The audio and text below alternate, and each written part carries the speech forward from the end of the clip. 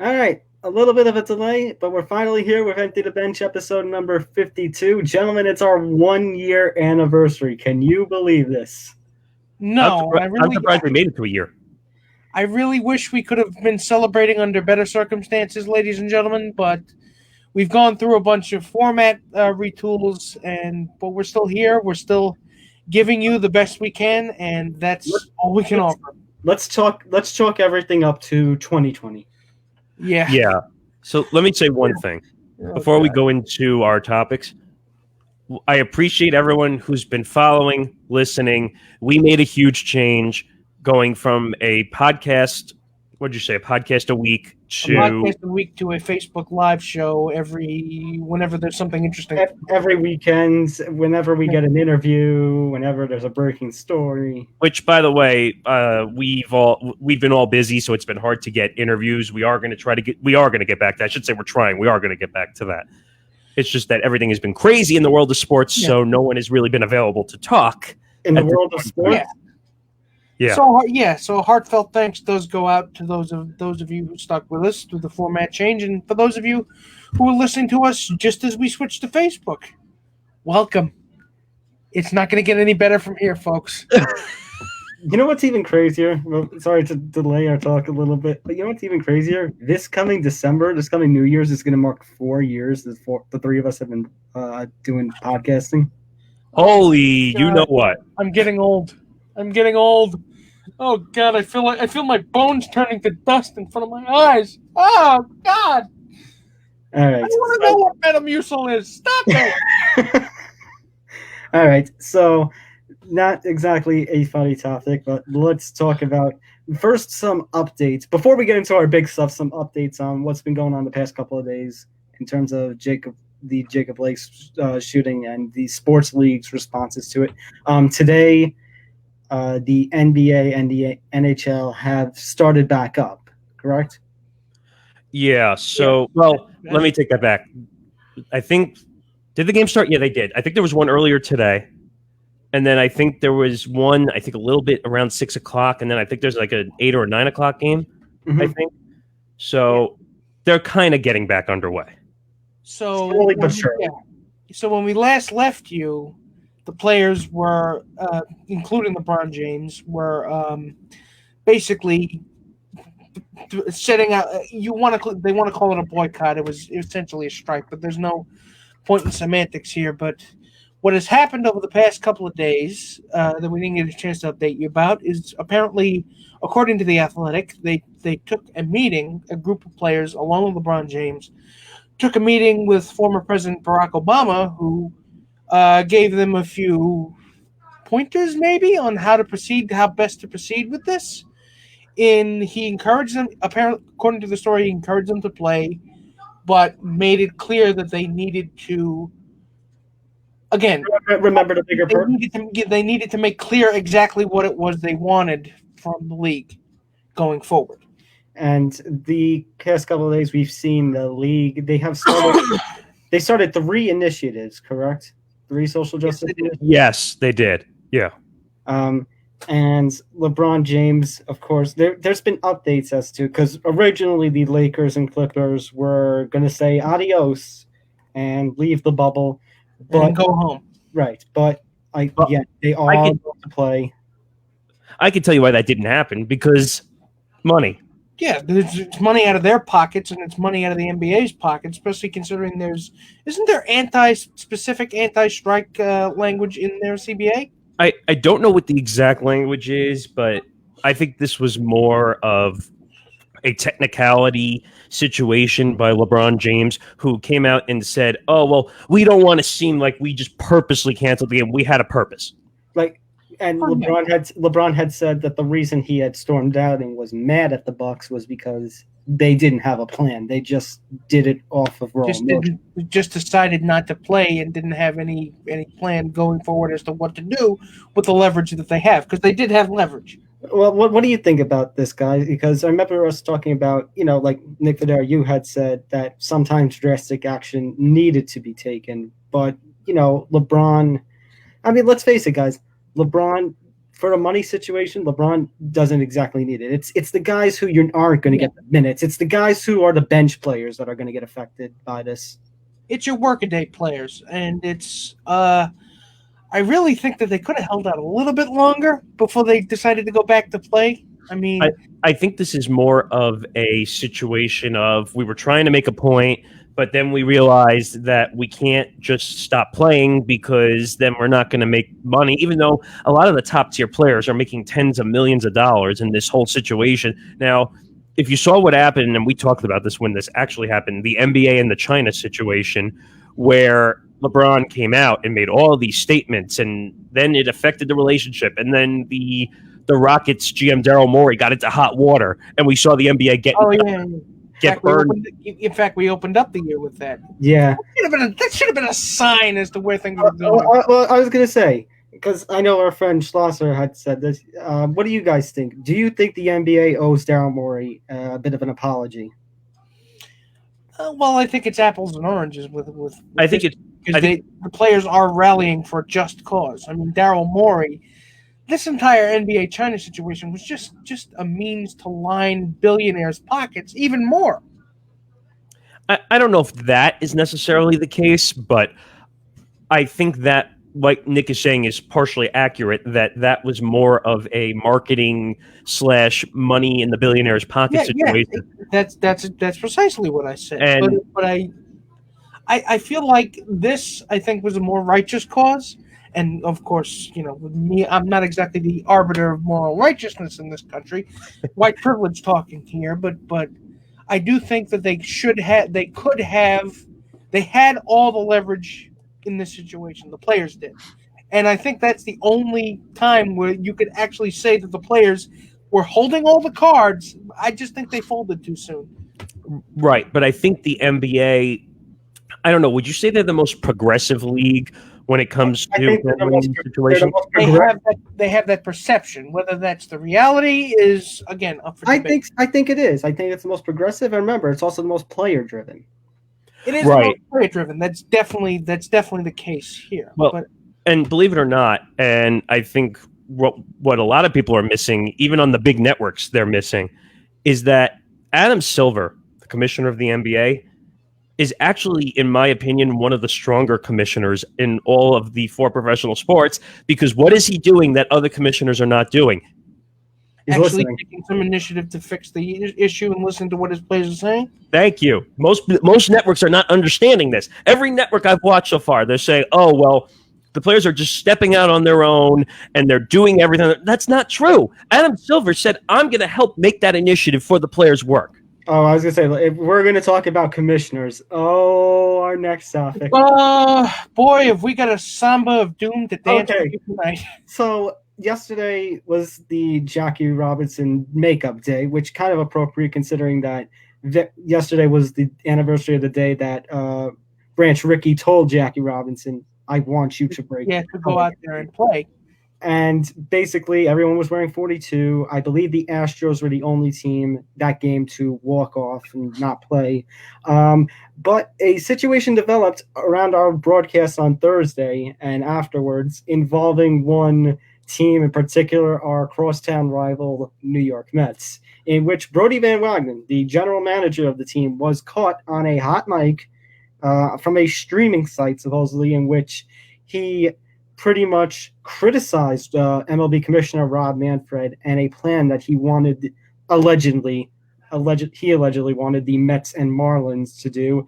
And pretty much Brodie went off saying, Rob just doesn't get it. Okay, let me just correct something. Okay. Just because you're being a little too nice about what Brodie is saying, you could say he trashed Rob Manfred because that's what he did. It was like hot fire. Let's not beat around the bush here. Okay. It was a hot fire of criticism, and the response from the Wilpons, basically they threw Brodie under the they didn't throw Brodie under the bus. What they did was they took his head, they put it in the middle of the street. The bus was coming. They curb stomped him. You know what's even worse? Did you see the press release that they put out afterwards? Oh, that they misspelled Brodie twice? That is one of the most passive-aggressive pieces of literature I have ever seen, and I have read Sylvia Plath. No. I'm talking about the misspelling. Yes, I said they misspelled it twice. Yeah, they did. And I said, wait a minute. So when I went to see the press, I said, you know what? Maybe there was a mistake. Sometimes, well, you guys would know better than I would. Sometimes when you print something, you make a mistake. But you make a mistake. But again, when you're trying to act all serious, dignified, how did somebody adult in the room, it behooves you to use spell check, for God's sake. Not just that, but you are a professional sports public organization. Forum. How do you do this and not check it before it gets released and not catch that? Which, by the way, we should probably add this as an addendum. We're not speaking out against what the Mets and Marlins actually did during the game. No, we are not speaking for it. We are not speaking against it. What we're talking about is just another headache of ownership in New York, with the New York Mets. I would just say in New York. It is a self-own in the self-owning pinata that is the Will Pond administration of the New York Mets. I need to criticize one thing, and I hate to do it, and I'm going to be very careful when I say it. Why did you go out on the field if you knew you were just going to walk off it afterwards? I gotta admit, it was a very powerful statement to do what they did but stand for 42 seconds and then leave the Black Lives Matter shirt at home plate. That's all fine. And I understand the 42 seconds of silence for Jackie Robinson. But why would you plan to go out there? The umpires are out there. They announced the first batter. In other words, your problem is they left everybody in the dark, including their own broadcasters. Yes, that's my problem. They didn't know. And the umpires probably weren't notified beforehand. And I have a feeling that they did that on purpose so they couldn't call attention to it. I mean, I don't think you would be doing this in a stadium full of fans. Well, you would have a lot of pissed off fans. You would have a lot. You would pretty much be inciting a riot if they stayed there for 42 seconds and then left. But again, because we're in uncharted territory here, again, people need dramatic examples. And I think, guys, honestly, well, first of all, we're hearing that the Wilpons are going to finally sell the team to Steve Cohen. Be careful; it might have changed since you said it. I know.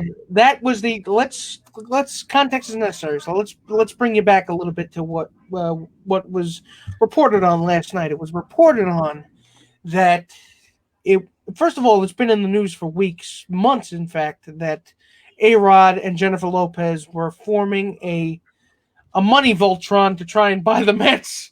And apparently they made their offer last night, and apparently it was a pretty big offer, but the Wilpons, I don't think they wanted to be caught dead anywhere near Alex Rodriguez. So, well, I think it also helped that when you have a hedge fund owner in Steve Cohen, who's now going to supposedly be the richest owner in American sports, they're going to go. They are definitely going to go with the one who can, who has the deepest pockets here. Absolutely.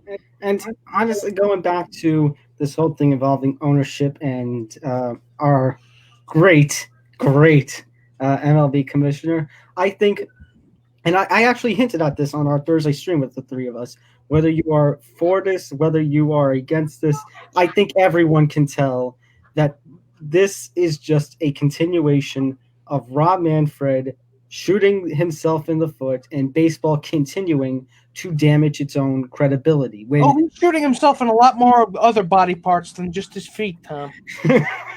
I mean, no, because just everything from the months of long out negotiations between the Players Association and the league, to how they were handling COVID, to all the breakouts, to not playing in bubbles. It's a headache. To lack of any kind of coherent plan. It really has become. It's become a perpetual cell-phone machine. It has.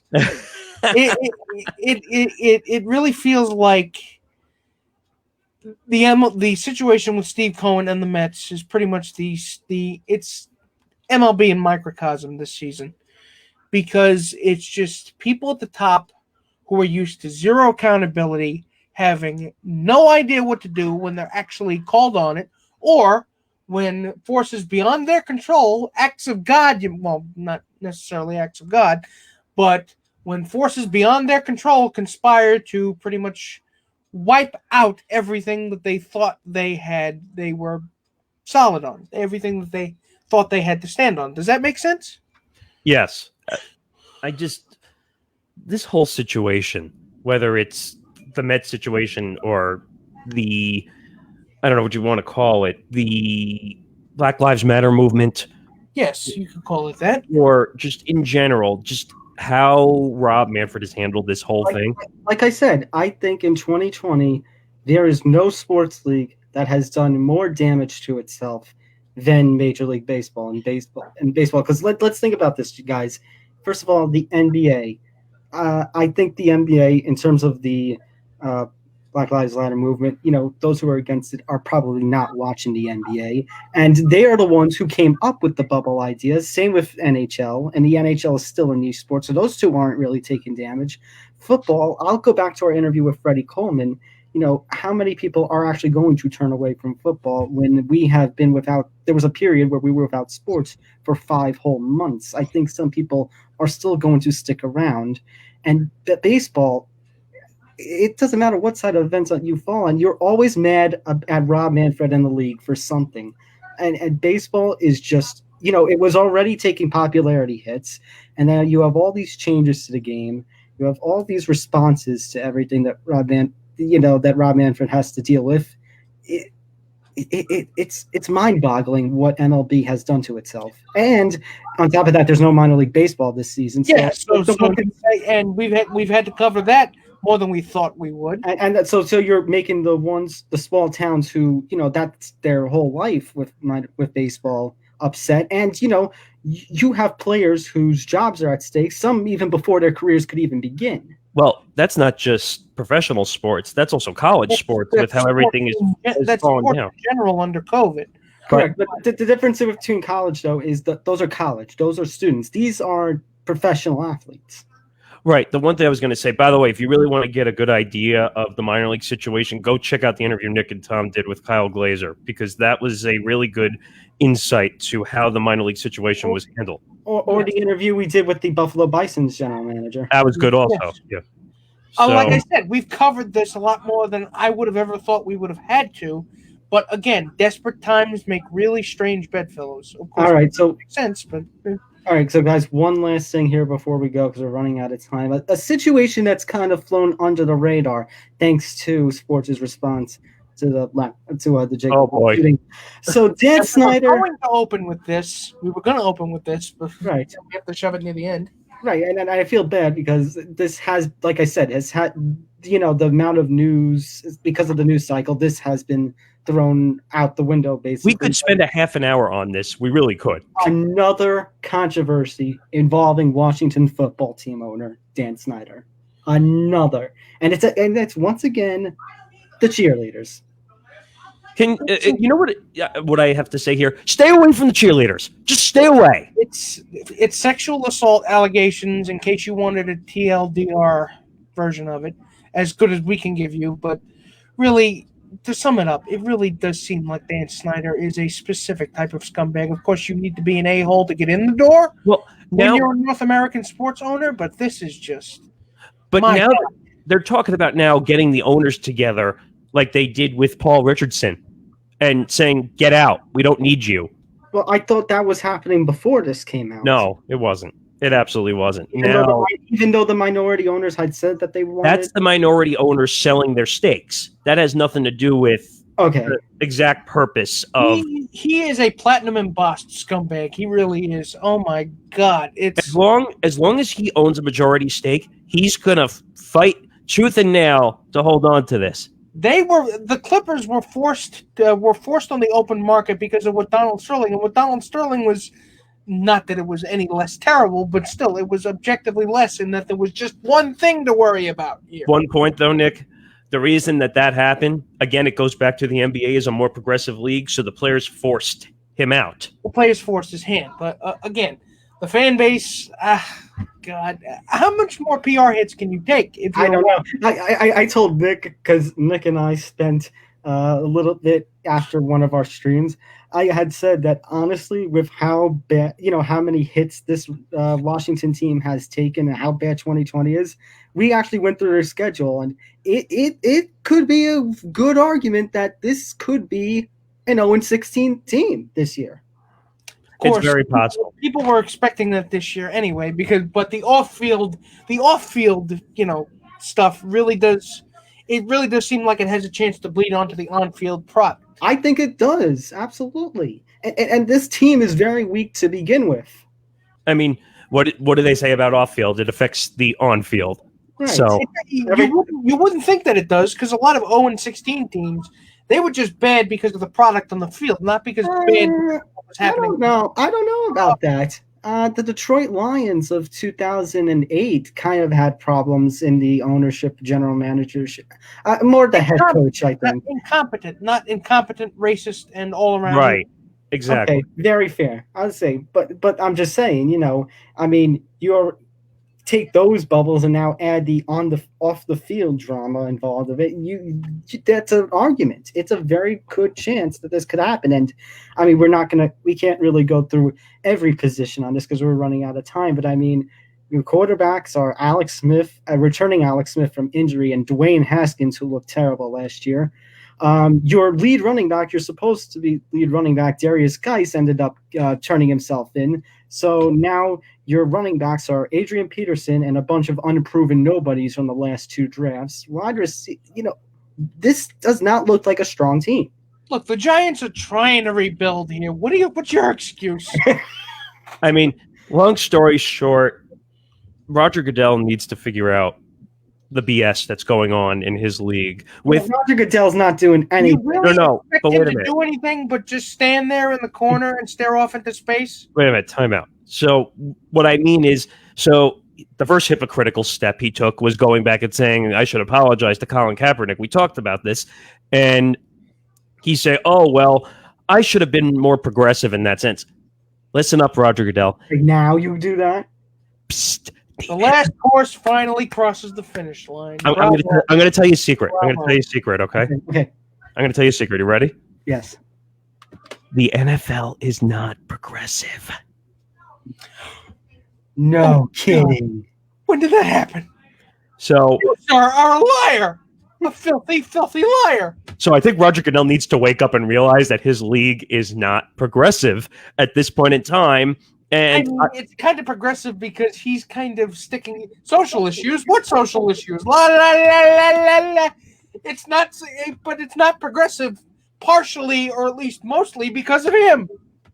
But I know we're over here. But I just want to make sure I mention one more thing, and I don't know if you know which thing I'm about to refer to here. It's not sports related, but we saw a certain person pass away today. Also, did you guys see it or no? Yes. God, why is his name escaping me right now? We've experienced a couple of losses this week. Well, this one was big. Chadwick Boseman. Yes. Black Panther.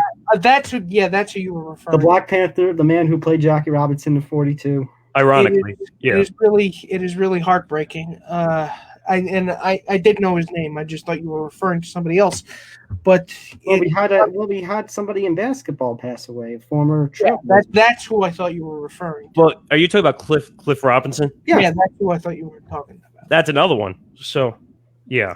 2020, please go away.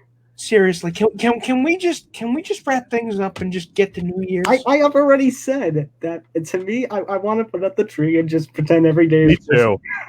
You know what? I am willing to forego any kind of good news I might hear now within the next 3 months if we could just skip right to December 29th. I'm fine with that, but I wanted to get that in because I thought that was important. And absolutely. Yeah. So. All right, so a bunch of, circumstances that we would rather be better, but guys, it's still a year, so here's to 1 year event and here's to more streams along the way. So make sure you follow us on social media at ETB Sports. That's here on Facebook as well as Twitter. Go to our Twitter if you like news updates. Stay here on Facebook. Make sure you like, and make sure you also hit follow on Facebook. That way you're the first to know of our streams. Right. Follow Nick Morgasen on Twitter and Morgasen Radio, Nick Fodera at Nick Writes Words, and me at Thomas J. Albano. you MMA fans and UFC fans, I'll be tweeting out some stuff about UFC Vegas 8 coming up in just a little bit. And don't forget to go to emptythebenchsportshot.com for all our past episodes and interviews and our archives from our podcast days. So for Nick Morgasen, Nick Fodera, I'm Tom Albano. We'll see you next week. Good night, everybody. Good night, everybody! Good night.